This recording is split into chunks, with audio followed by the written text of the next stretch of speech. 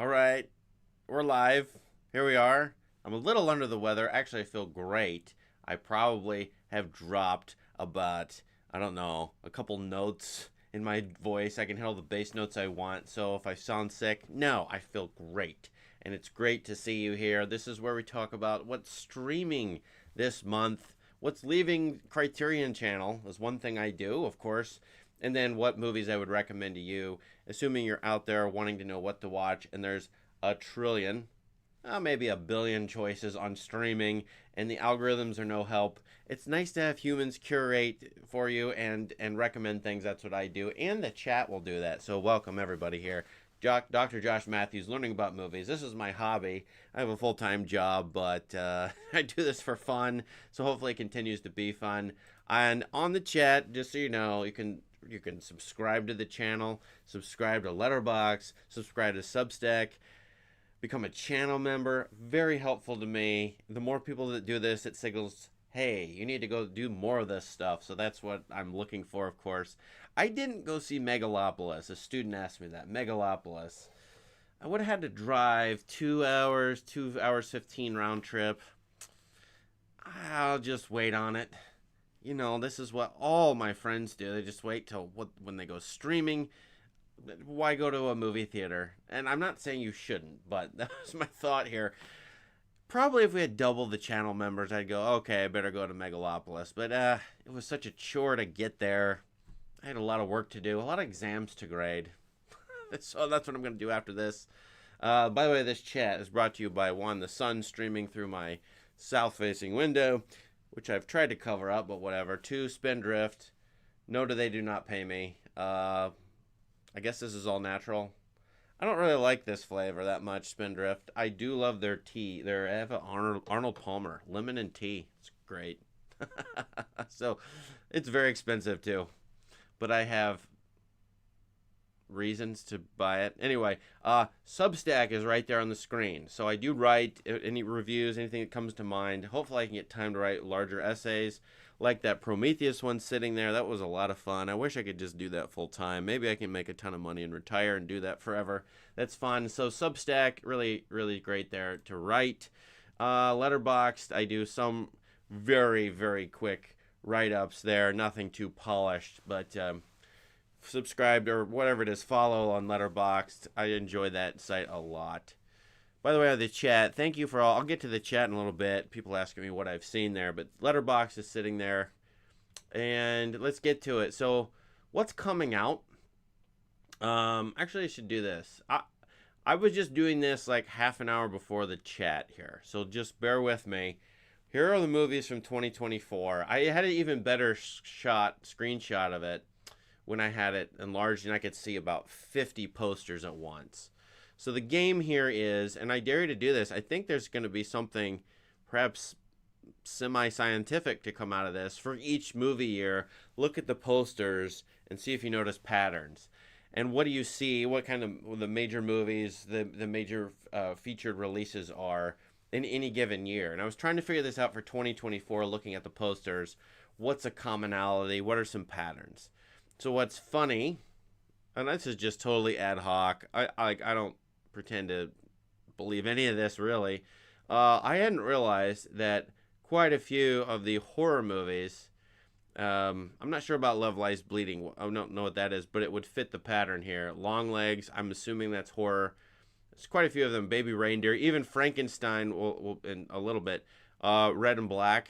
Like. And they just hit me. So when did red and black become a thing for horror movie posters? Like all red, all black, maybe a little white, maybe a little gray.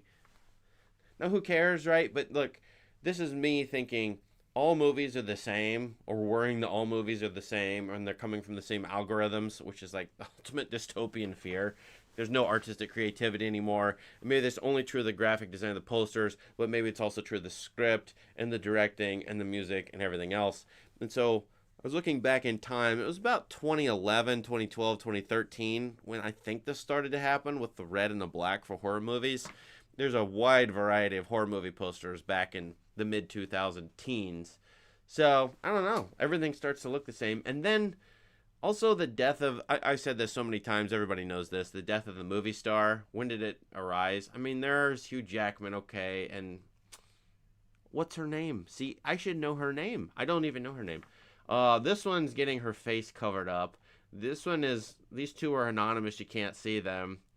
Some of these, most of these, I don't know the movie stars, and if they're movie stars, they haven't been movie stars in a while. Where is the movie star at? So I went back to the 90s and looked at the major posters from each year, the top 850 releases, and there are, it's not completely true, but about half of the movie posters have giant faces of the movie stars on them. Arnold Schwarzenegger over here and Bruce Willis over here. So there you can just see it for yourself in the posters. That's what you're seeing in the movie theater. So there you go. And other analyses can come from this. I just thought that was really curious. Yeah. Maybe a way to get something out of movie history, just looking at the posters. Maybe I'll start doing this a little bit more. So there you go. But what's coming out? Joker's coming out this week. Folie à Deux. Don't speak French. It's a musical. I can't imagine this is going to do well, but maybe it will. And I'm all in on Joaquin Phoenix. Whatever he does, I'm going to enjoy watching. Probably.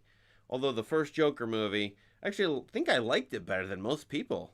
I didn't think it was great, but I liked it better than most people. I have a review, etc. on Letterboxd, but we'll see. I always think every movie could be great. Who knows? Yeah. And then these releases. What? Terrifier 3, Smile 2, Venom 3, Saw unrated. Okay. So I have no idea. It doesn't look like a great month. Last month was okay. It had some releases that were of interest to me, at least.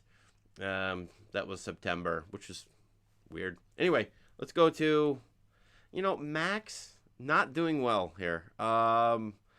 Reason why this is recommended for me is my wife's been watching the Batman trilogy with her kids. Okay, so the Batmans are there. But when I look at what's on the channel, sorry, I'm going to scroll down. First of all, I should see what's being added to this channel near the top. The fact that they're highlighting TV programs, trailers, etc. is not good. I don't know if I'm going to renew my subscription, Max. Where are your... I probably just skipped it. Where are your new releases? Just added. This is very bad, in my opinion. I'm not saying these are bad shows or anything bad is here, but for movies, bad. I mean, they're highlighting TV shows. Joker's Australia. Building off the grid of Mysteries of the Abandoned. Or why they're putting TV shows on here. And Naked and Afraid, Discovery Channel shows. I have no idea what these are. Maybe one is great. I'm not here to undermine them if you love them. Naked and Afraid Mexico. Of course, that's what I wanted on Max, my movie streaming service. I guess you must forget that A24 about, 9 or 10 months ago, there's a big announcement. A24 is going to be on Max. Not highlighting it at all. I'm like the prime candidate to see A24. So that's my complaint with Max. I don't know what to do with it. Anyway. Excuse me, I got a cough. I wish Spindrift paid me, by the way. Nobody pays me. I'm unsponsored. Maybe that's a good thing. Criterion Channel. Go to Twitter, X, and go look up the Criterion Channel closet videos.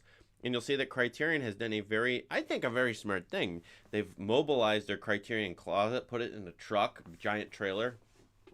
And people are apparently lining up for hours and hours somewhere in New York City to go create a Criterion closet video of themselves. And you can go in and create, I'm sure you've seen these if you watch this channel, but if you haven't, you may know celebrities, directors. People go into the Criterion closet in their office. It looks real tiny to me.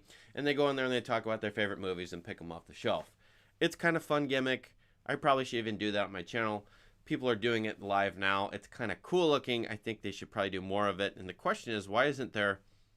Well, I probably know the answer. Why aren't there more physical media stores?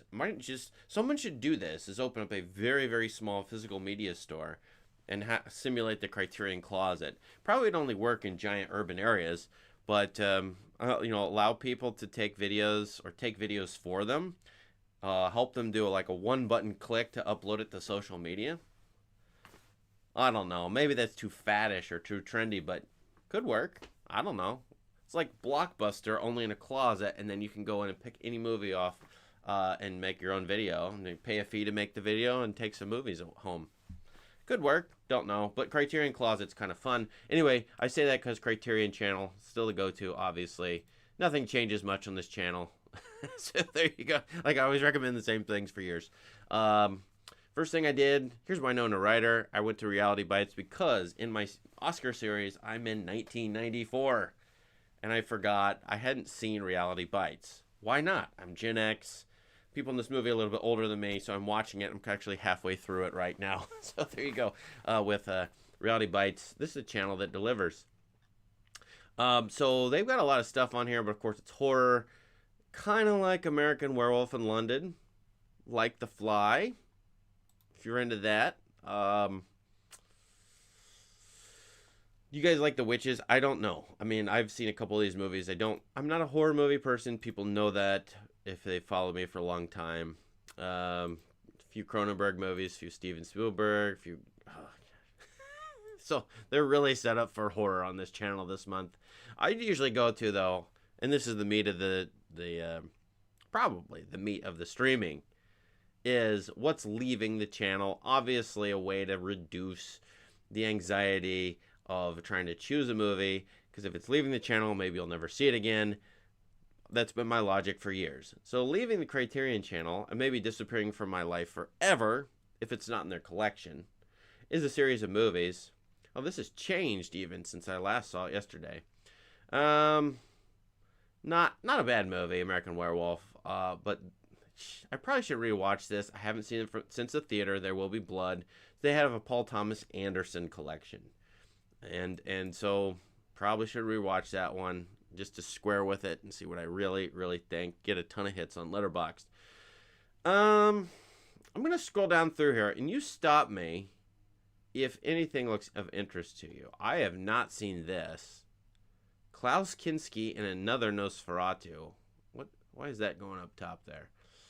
An Italian movie with Donald Pleasance and Christopher Plummer. Is that an unofficial sequel to Herzog? That's probably not good. It's probably a turkey, but oh well. I might check it out. We'll see. Boy, they made the Fly picture disgusting. So I always thought beauty sells, but maybe disgust sells. I'm not a marketer, so I don't know, but I would put something a little more attractive like Gina Davis on the Fly poster. Oh man, I thought there's. Is this what's leaving the channel? Am I right? Yeah. Okay. This has changed since yesterday, so they must update this, and then it's in a weird order. Poof. What do you guys think here? Here. I know I passed a lot of good movies. Preston Sturges, good. Blow Up, Blowout, Blow Up, great. Enjoy that one. I watched this movie and I called it the most cockamamie movie I've ever seen. That's hyperbole. Yeah, I mean, there's dumber, crazier movies, obviously, but this one is bizarre. I mean, the premise just gets me. A runaway jury, and I can't believe it was a John Grisham potboiler. I didn't read the book, but I'm assuming he's taking the premise seriously. The premise seems so bizarre to me, where a couple of con artists, one of them being John Cusack, character played by Cusack, infiltrates a jury on a major... Oh no, I forget the case. What kind of company is this? I think it's a firearms industry, gun manufacturers. It's a case against gun manufacturers, and these con artists infiltrate the jury and then blackmail the government and the gun manufacturers, claiming that they can get the jury to go either way, to swing either way, because they can manipulate the jury, and they want the most money from whichever organization. Now, if I'm a con artist, I'm probably not going to do that. First of all, lock myself in a room and obligate myself, and then people can figure out, oh, it's 1 out of 12 people are a con artist on the jury. Anyway, it's a crazy premise. I wouldn't say the movie does great things with it. I just enjoyed the ridiculousness of that premise to no end. So, didn't use Hackman very well either, in my opinion. Boy, there's a ton of movies on here now. Someone just got crazy with it. We're leaving the channel. Sorry to go past this. okay, this is Nicholas Rogue, however you say it. That's of interest for him, but I still haven't seen it, The Witches, so I don't know. Man, so I thought there were things like Taxi Driver. Um, on here. Sorry to scroll so much. No, I'm not sorry. Um, Synecdoche, a term in classical rhetoric. I think it's a term meaning the part stands for the whole. A very interesting movie. Go check it out, but it wasn't for me when I watched it, yet it might be. And of course, my complaint about 2024 movies is, and I said this on X, it looks like none of these movies are for middle-aged people with a mortgage and a dull job. Okay, so maybe I can relate to some of that. And people like me. Everybody I know, everybody I know my age, thinks movies suck now. Whether it's true or not, and I thought last year was pretty good. I think there's some quite good movies. You just have to go find them. They're not really marketed to the masses and catching the eyeballs of casual viewers. So maybe that's the wrong impression, maybe not. Movies suck. Maybe they're not made for ordinary people, normal people. I don't know. But this movie might be more in the line, and this would be a counter to that if they were released this year, in 2024. So maybe I should go check that out again. The Verdict, not bad. Lumet, Paul Newman. I didn't love it, but it was nominated for an Academy Award for Best Picture, if I remember correctly. I would go check this out. You like courtroom dramas, you like this 12 Angry Men, you like early 80s movies. Paul Newman, this is probably pretty good. Not my favorite, but I would recommend it to many people to go look into. Again, another adult, middle-brow movie for normal, I say normal people, there's all a variety of people over the world. I'm just saying, a lot of people have average lives, and they work dull jobs, and they have family problems, and I don't see a lot of movies dealing with those sorts of things directly. I mean, indirectly, that's what Guardians of the Galaxy is about, but not directly. Excuse me. Bernie was an interesting movie. I haven't seen it since it came out. Does it hold up? Strange Jack Black, straight performance here. Is this a con artist movie? I guess I can't even recite you the plot, but I remember liking it when it came out, Richard Linklater. So go check that one out too. Boy, oh boy, we'll just keep going. I probably shouldn't skip this one, but I don't know it. Joe Pesci. So anyway, I mean, we could keep going here. I thought this has completely changed. I don't know what's going on. Maybe because I was stupid and looked at September's instead of October's. But October's, this list right here isn't. I love the Preston Sturges stuff, and I would recommend the things I recommended. But other than that, it's not. I mean, The Lady from Shanghai is interesting for the ending, for no other reason. Orson Welles movie, but you know, your mileage varies. Maybe you will love this. Maybe you have recommendations too. One thing I wanted to check out with you, though, see if I can get to it, is what's newly added. Another beautiful picture right there, by the way. Just want to go have tea with that guy, I think. What was added? And this is totally impulsive on my part. I'm pausing here. I have not seen Day of the Dead. I've seen Dawn of the Dead. That's why I got confused. Dawn and Day, those are very close. Dawn of the Dead. In fact, did I do a video on my channel about Dawn? I might have. I can't remember. Day of the Dead, though, I'll probably check out. It was a Halloween lark. 'Tis the season. You know, that's the thing about this stuff. It's all mixed together. John Carpenter. I was talking in class the other day about directors who write their own music and how rare that is and why that's so rare. And we were watching this documentary. Here. Watching this documentary. I recommend. Score. An hour and a half. It goes through, it intercuts a history of film music with probably 20 to 40 modern day movie music composers and talking about their favorite composers. A history of movie music with how movie music is made. So it doesn't just do one or the other, it does both. Very handy, very helpful, a very quick and dirty guide to film music, and it makes an argument implicitly that film music is somewhere between 30 to 70% of what makes a movie successful. And so it would be very interesting for this to happen once again, but it's very rare in cinema history is for a director to make his or her own music. Arguably, a director has a hand in the music making by talking to a composer, as the documentary shows. But John Carpenter, one of those extremely rare people. And I'm less of a fan than you are of John Carpenter, but for that, I admire him greatly. I actually like some of his music. So, this is one. Okay, pause. Halloween is for scares and people looking like this guy down here, a bloody, terrified mess. That's probably not what he is. But anyway, this is a good Halloween movie. I love the novella, H.G. Wells' Island of Dr. Moreau, but I was surprised at how quite good this adaptation is. Island of Lost Souls. Charles Laughton is... What is he? He's the Dr. Moreau mad scientist figure, and he's way better than Marlon Brando was in that. Not great, terrible 1990s Dr. Moreau movie. This one is quite interesting in every single way. I actually think a modern audience would like it. Some modern audiences certainly would. Let's just test it on my students and see if they like it too.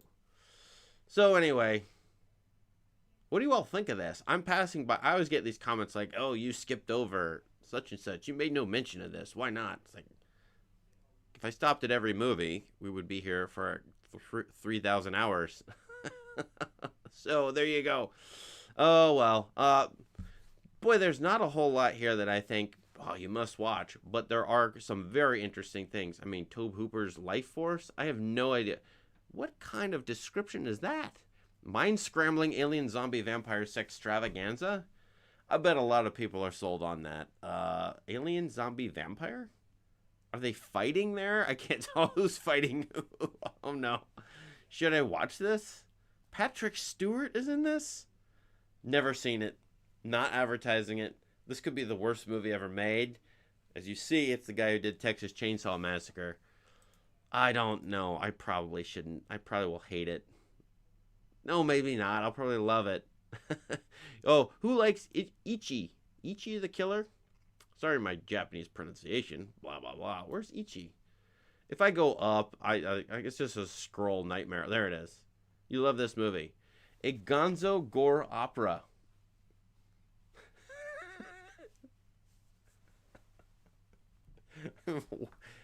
I don't know what the word gonzo is doing there. But then again, I don't know how those three words go together. I guess you could have a gore opera. Gonzo? Okay, whatever.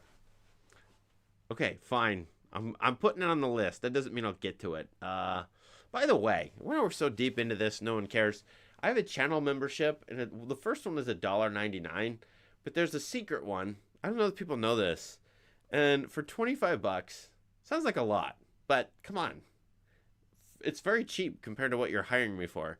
I will do a video analyzing a movie you like for $25 a month. And that's not saying you have to subscribe the whole year. So I had someone do this and requested the movie just yesterday and signed up for that level. And the movie they gave me looked quite interesting. Never seen it. So I will do my analysis. I will put in my philosophical, theological, sociological, scientific lenses, and I will look at your movie. And I won't tear it apart. I might not like it, but I'll at least think through it and offer some maybe recommendations, book recommendations, and think through it in my own personal way. Some people don't like that. I did that with a Wild Robot. I could tell. It did not go over well. I don't care. Because the aspect of the movie I focused on was in the movie. People didn't want to notice it. Or they just wanted to watch an animated movie, and I get that. Okay, that's fine. Anyway. 'Tis the season for October Halloween, which I did not think about. All right, so let's go over here to the chat real quick. I gotta put the letterbox up. Just a glimpse at the chat. Welcome everybody. Good audience today. Always some great people in the chat. shoot, everybody's a great. I'd like to know your thoughts on All About My Mother. I've been set an assignment. I love the students who email me and say, hey, I've got this paper to write. Could you help me? Well, yes. First of all, you know what I do? I've got to remember hundreds of names, which I'm now getting worse and worse at. I'm becoming an absent-minded professor. I also forget if I've seen these movies. So, Letterboxd, thank you for keeping track of what I have seen. All About My Mother? No, I have not seen this. Have I?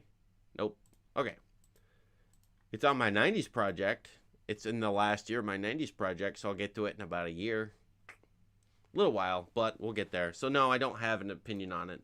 I've been working my way through the 80s and 90s, so I'm slowly accumulating Almodovar movies.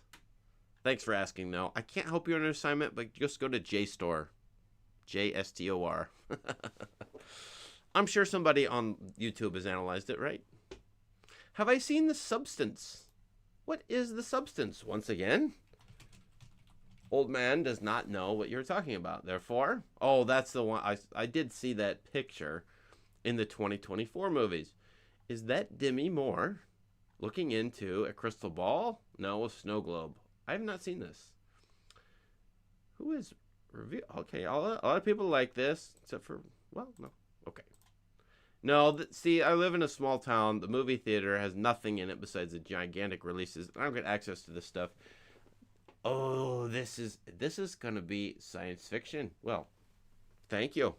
I have heard of this, but didn't look into it. So now looking at that, I probably should. A combination of The Fly, Black Swan, and Brain Dead. Well, maybe. All right. It's not available, is it yet? No. Okay. If you didn't know, Letterboxd has this feature. They don't sponsor me. I'm not promoting it, but I like it. And they just connected Just Watch, a service, that one, which allows you to see where your movie is streaming, the movie that you wanted. Anyway, it's a quote from Bane there. How coincidental. Anyway, no sources. This must be in theaters. Of course, I could change that. What I love about this feature is if I had a VPN, I could change it to whatever country in the world I want. People come to my YouTube channel and ask, where can I find this movie? I think they're asking for pirated links on YouTube, but if they were really earnest, they could just come here to Letterboxd, check out their movie, and then look anywhere in the world for where it's streaming. I love that tip. I've used it a lot. So there you go. You just watched The Wailing. The Wailing. Oh, was that a movie we passed by? It might have been. I don't know Sergei Parayanov. Sorry not to know that pronunciation. Parayanov. Once again, and here we'll highlight Letterboxd is not good. By that I mean terrible search features. If you type in the wrong, if you don't type in the exact phrase, they don't give you the result you want. There he is. Oh, The Color of Pomegranates? I am not familiar with his filmography. What would you recommend? Yeah. Interesting looking posters. All right. Excuse me again. Any tips to... I love this question, I think. I like the first 5 words. Any tips to stop procrastinating and for steadfastness watching movies? I'm always inspired by your Tarkovsky in a week. That was during COVID, by the way. I watched Tarkovsky in a week during COVID. So maybe that helped. And Bergman box set marathons. Well, that was also... That was not during COVID. All right. Yeah, I watched Ingmar Bergman. Actually, you know, the project I'm doing, deep into this, is Alfred Hitchcock. So I asked on YouTube and Discord, join my Discord, which project you want me to do next. And Alfred Hitchcock surprisingly won, just barely beating out the 1970s. So I'm starting Hitchcock. I'm only on his second known feature.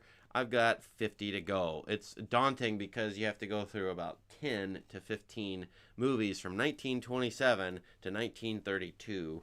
Not none Almost none are known, big names, but that's what I'm going to do. What are my tips? One a day?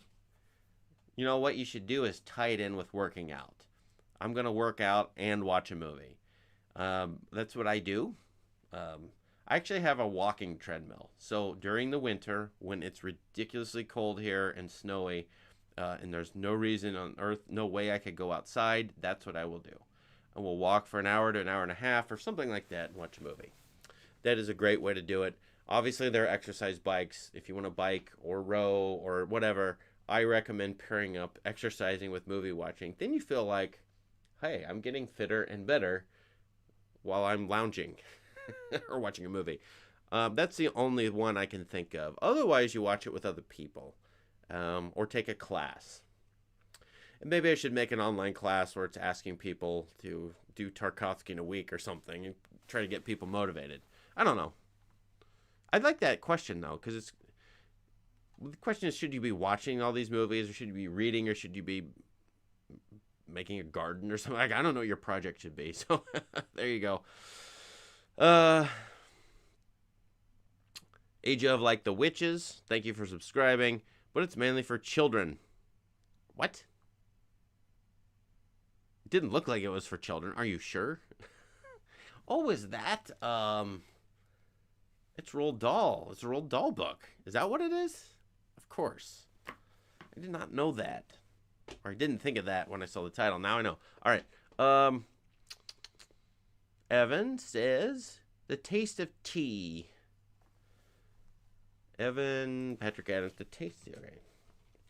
And now we're just messing around. What do you think? What do you like the taste of tea? I am of the opinion, going through the late 80s, early 90s, that there are 3,000 great East Asian movies that I am just not aware of. I mean, there must be hundreds at least. And those that aren't accessible to me. So what East Asian movies from, I mean, any time period, but I really am thinking for myself of my 80s project, 90s project, like 80s, 90s, and then probably it goes ballistic in the 21st century because there's so many. And I just don't know about them all. So this is probably a great recommendation. I never know, though, with the people I'm following hardly know it, but then the ratings are great. I'm not sure what to think about that. So anyway, I'll put it on my watch list. Thank you. Good recommendations. I have too many on my watch list to count. Looking at the chat. Directors all composed. Yep. Charlie Chaplin. Yep. Chaplin and Carpenter. For sure. Made their own music. Dr. Matthews, do you plan on making a video on Once Upon a Time in America? I plan on making a lot of videos. The question is, do I have time to get to them? As I said, subscribe and you give me more incentive, and that is serious. The other one is, yes. Think about watching a 4-hour movie, though. I've seen it. Watching a 4-hour movie is daunting. When am I going to fit that into my schedule? 1.5 hours? So you filmmakers out there, 90 minutes, I'll watch. 4 hours. I'm bumping up against this Bellatar movie, Satan Tango. And that's the way I want to say it, okay? I know it's a different pronunciation, which is 7 hours. And I'm asking myself, do I really want to watch this? How can I watch it? What's the opportunity cost here? So I don't know. And yes, I would like to watch. I think that's a good movie to make a video on. It's going to be hard to handle, frankly. Anything that's really long is really more challenging, frankly, than things that are short. But yes, good question. What do I think of Robert Eggers' remake of Nosferatu? That's a good question. Trailer hit. People are agog about it. Interesting images. I don't get into trailer analysis because I think trailers are advertisements trying to say something that the movie is not. That's typical. I'm sort of glad that he's doing it, but I'm not interested in rehashes because we've had so many of those. I don't need another one. So I could think of it in that light. It's an 80s rehash. Now it's not. Okay, we're now 1920 or whatever, his silent movie. But I think of a Werner Herzog version on or about 1980 with Klaus Kinski. And there's no doubt about to me that no matter what Eggers is up to, it's going to sync up with that in some way, shape, or form. Probably. So is it a rehash? Yes. Is it going to be cool? Probably. Is it going to be disgusting, scary, terrifying? Yes. I have no idea, though. I'm hoping it's great, but who knows? So our idea, this comes from a class I have, World Literature 1. You know it if you're in it. It's ancient literature, is to have Robert Eggers film what? To do like, I don't know, Genesis 1 through 22. That'd be like 8 movies. But to do something Old Testament, I'd love to see that. I'm just dying to see his, because he does things pretty straight, and he doesn't care if it looks very, very disturbing. He takes terror seriously. It's not a commodity, as far as I can tell, to Robert Eggers. So I applaud him for that. Good job. Yes, I do intend to get to Roy Andersson. That's so many people say that, and we're gonna get there. I am overwhelmed by movie history. It is wild, how much we don't know. My favorite Ozu besides Good Morning. Well, you just said my favorite Ozu. At the moment, the one I can think of. Took me a long time to get into him. Yes. I watched Early Summer, started to love him. You know, I love the Ozu color movies. The last 4 or 5 he made are very, very, very, very rich. They take great patience, and I don't know how to teach patience to my students. I had one student say, she or he knows who she or he is. I don't know why I'm taking a film class or why they make me take one. And they weren't that interested in it. Like, what can I do? How can I teach people to like movies? I can't. How can I teach people to be patient with them? Be patient with Ozu? That sounds impossible. So you've got to almost be ready and prepared yourself for it. Yeah. Peruse the comments. This is great. Black Cat 34. I don't know that one. That must be a Poe interpretation. Yeah. Life Force is an 80s Hammer horror. Oh, okay. Yep. I spent so little money. It's best to remember. So Life Force, which we talked about earlier, I mentioned as an alien zombie, whatever that was. Alien zombie vampire. It's best remembered because they spent so little money on lead actress Matilda May's costumes. What is she wearing? Nothing? Is that what that means? I don't know what that means.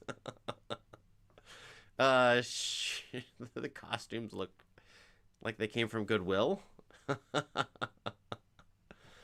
I'm sorry.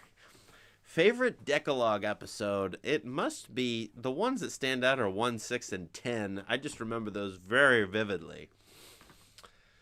But I can't say for sure that's true. Most of them? Good question. I always recommend that. I like Rumblefish. Ashray Howell, how do you feel about Rumblefish? We watched it in a class. I hated it, he says. She says, I'm sorry. Everyone hated Rumblefish. The score on Rumblefish is fascinating. Go listen to it. I've never heard anything like that. Stuart Copeland gets carte blanche to compose music for Francis Ford Coppola. And Copeland had just come off of the Police, breaking up with the Police. He's entering into film scoring. I think he might have done 1 score already, but he may have done 0. So he's ready to do something different and wild, and Coppola says, go for it. So I love it. I love it. Get your headphones on, your best headphones, your best speaker system. Get the mix. It's an amazing sounding movie. Now I like post-punk music, so maybe that you have to like that. But I don't care. Like, just that alone is enough to make Rumblefish a watch. Sorry everyone hated it. I don't know what to tell you. It's an interesting movie, among other things. And interesting means, like, you should be curious about it. Why is it in black and white? Where are those pops of color?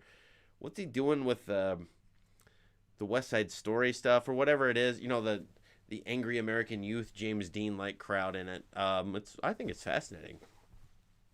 I don't even have to like it, and I can be fascinated by it. But I love the score.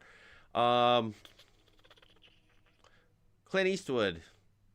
Clint, you don't have a lot of time left in the world. I don't think you're going to live too much longer. I hope you do, but Clint's project is to watch all the films by each director from A to Z. I saw all Woody Allen, all Almodovar. I'm watching Altman. It's going to take you a while to get to the Z's, yeah. If you watched all Woody Allen, I mean, that's going to take you quite a while.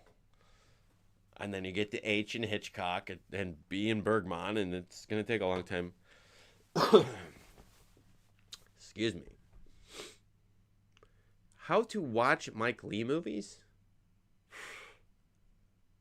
I think that's the patience of Ozu, too. One way to watch a movie is ask myself, if that character were a real person, and if I were that character, what would it be like? To be curious about what would it be. Now, that's what movies are. If they're empathy machines, they're teaching how to be other people, how other people feel and experience reality, their reality. That's what I would do. So an Ozu movie may be very slow, it may not be flashy, but you ask yourself, what if I were this character in this moment? Or what if this character this whole time? And then you do that with 7, 8 characters.